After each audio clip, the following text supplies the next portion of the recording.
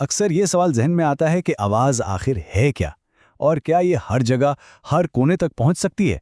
चलिए आज एक बड़े क्लासिक तजुर्बे के जरिए इस राज से पर्दा उठाते हैं, जो आवाज़ की असलियत के बारे में सब कुछ साफ कर देगा। तो यहाँ एक बड़ा दिलचस्प मुअम्मा है।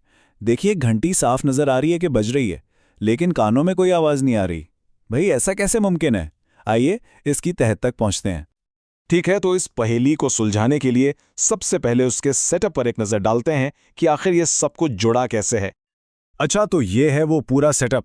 अब ये देखने में शायद थोड़ा सा पेचीदा लग रहा हो, लेकिन परेशानी की कोई बात नहीं है। हम इसके हर हिस्से को एक एक करके बिल्कुल आसान तरीके से समझेंगे। तो सबसे पहली और अहम चीज़ है हमारी इलेक्ट्रिक घंटी। जाहिर है, जब ये ऑन होती है तो इसका हथौड़ा घोंग से टकराता है और थिरथराहट पैदा होती है, यानी वही चीज़ जिसे हम आवाज़ कहते हैं। फिर इस घंटी को एक शीशे के जार के अंदर रखा गया है, और इसकी सबसे खास बात, ये बिल्कुल एयर टाइट है, यानी हवा ना अंदर आ सकती है ना बाहर जा सकती है। ये हमें अंदर देखने तो देता है, लेकिन अंदर के माहौल को बाहर की दुनिया से बिल्कुल अलग कर देता है। और ये है इस पूरे तजर्बे का, कह लें, असली हीरो, वैक्यूम पंप। इसका काम सीधा साधा है, जार के अंदर से हवा को खींचकर बाहर निकालना, और यही हमारे मुअम्मे को हल करने वाला है।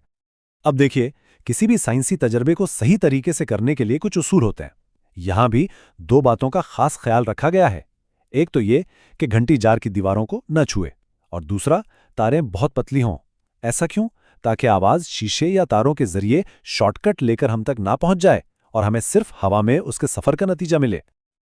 तो सेटअप बिल्कुल तैयार है। चलिए अब देखते हैं कि जब इस तजुर्बे को शुरू किया जाता है तो ये गायब होती आवाज का राज कैसे फाश करता है। अमल बहुत सीधा है। सबसे पहले हम घंटी चलाते हैं जब जार हवा से भरा हुआ है और आवाज बिल्कुल साफ और ऊंची सुनाई देती है। फिर आता है असल मरहला। हम वैक्यूम पल्प को ऑन कर देते हैं, जो अंदर से हवा को बाहर खींचना शुरू कर देता है। अब सबकी नजरें इस पर हैं कि आवाज का क्या बनता है। और नतीजा बिल्कुल सामने है। बाएं तरफ जब जार में हवा मौजूद है तो घंटी की आवाज हम तक पहुंच रही है, लेकिन दाएं तरफ जैसे जैसे हवा निकलती गई, आवाज भी धीमी होती गई और आखिरकार बिल्कुल गायब। और सबसे हैरानकुन बात यह है कि घंटी अब भी उसी तरह बज रही है। तो आखिर हुआ क्या? एक बजती हुई घंटी और हमारे कानों के बीच आखिर ऐसी कौन सी चीज थी जो गायब हो गई? अब वक्त है इस खामोशी के पीछे की साइंस को समझने का। जरा सोचिए, हमने वैक्यूम पंप से जार में से क्या निकाला था? सिर्फ एक चीज, हवा। तो क्या हवा को हटा देने से ही आवाज खत्म हो गई? जी हां, जवाब इतना ही सादा है। जवाब है मीडियम, यानी वास्ता। आवाज की लहरों को एक जगह से दूसरी जगह जाने के लिए एक रास्ते की, एक जरिए की जरूरत होती है, जैसे हवा के जर्रात। जब हमने हवा को ही बाहर निकाल दिया तो समझे हमने आवाज की लहरों का पुल ही तोड़ दिया और वो हम तक पहुंच ही नहीं सकी। साइंस की ज़बान में इसी वजह से आवाज़ को एक मैकेनिकल लहर कहा जाता है। इसका मतलब बस इतना सा है कि इसे चलने के लिए हमेशा किसी न किसी चीज़ की ज़रूरत होती है, चाहे वो हवा हो, पानी हो या कोई ठोस चीज़। ये खला यानी खाली जगह में बिल्कुल बेबस है। और ये उसूल सिर्फ इस छोटे से जार तक महदूद नहीं है, ये हमें पूरी कायनात के बारे में एक बुनियादी सच्चाई बताता है। तो इस तजुर्बे का जो नतीजा है ना, वो बिल्कुल हतमी है।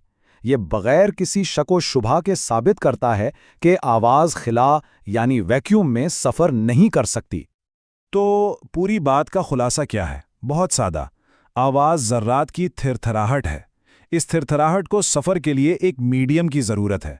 खला में कोई मीडियम नहीं होता। नतीजा मुकम्मल गहरी खामोशी। और बिल्कुल यही वो उसूल है जो हमें बताता है कि खला, जो कि धमाके करते सितारों और टकराते स्यारों से भरा हुआ है, इसके बावजूद मुकम्मल तौर पर खामोश क्यों है। वहां आवाज को हम तक लाने के लिए कुछ भी मौजूद नहीं है। तो अगली बार जब किसी फिल्म में खिला के अंदर एक जबरदस्त धमाका देखें और उसकी गूंज सुनें, तो याद रखिएगा, हकीकत में उस धमाके की सिर्फ एक ही आवाज हो सकती है, और वो है मुकम्मल खामोशी।